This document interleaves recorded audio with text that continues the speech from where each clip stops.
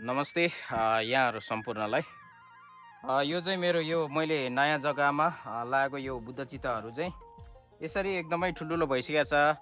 मैले यो अस्ति पनि यो भिडियो चाहिँ यहाँको भिडियो चाहिँ मैले अस्ति पनि हालेको थियो, अस्ति न पनि त्यहाँ चाहिँ एक दुईजनाले चाहिँ 1 वर्षमा यत्रो हुँदैन भनेर पनि कमेन्टहरू आइरहेको थियो होइन। किनभने यो ठ्याक्क अहिले 1 वर्ष 15 दिन भयो है। यसले 1 वर्ष यो रोपेर यहाँ रोपेर 1 वर्ष 15 दिन भयो। यो तपाईँको बढ्ने ठाउँमा राम्रो ठाउँमा छ भने यो बढ्नलाई टाइमै लाग्दैन। यो कतिपयले त अब थाहा भएको कुरा थाहा छ होइन। अब हाम्रोतिर चाहिँ प्रायः मान्छेलाई थाहा छ नि त कत्रो हुन्छ कस्तो हुन्छ भनेर।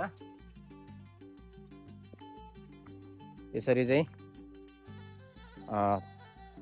एकदमै ठुल्ठुलो भइसकेको छ। यो भर्खर एक वर्ष 15 दिन भयो है यो बोटहरूले। यहाँ हेर्नु, यहाँ एउटै टाइममा रोपेको यसरी यहाँ कतिवटा मुना चाहिँ निस्केको रहेछ। यहाँ तपाईँहरूले देख्न सक्नुहुनेछ।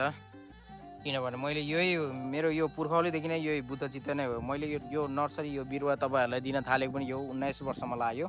अब 19 वर्षमा चाहिँ अहिले लागिसकेको छ। यो धेरै ठाउँमा चाहिँ मैले यो बिरुवाहरू चाहिँ उत्पादन गर्दै तपाईँहरूलाई दिँदैछु। यसरी चाहिँ यहाँ देख्न सक्नुहुन्छ, यसरी एकदमै ठुल्ठुलो भइसकेको छ। यहाँ फल सुरु भइसकेको छ। यसरी 1 वर्ष 15 दिन।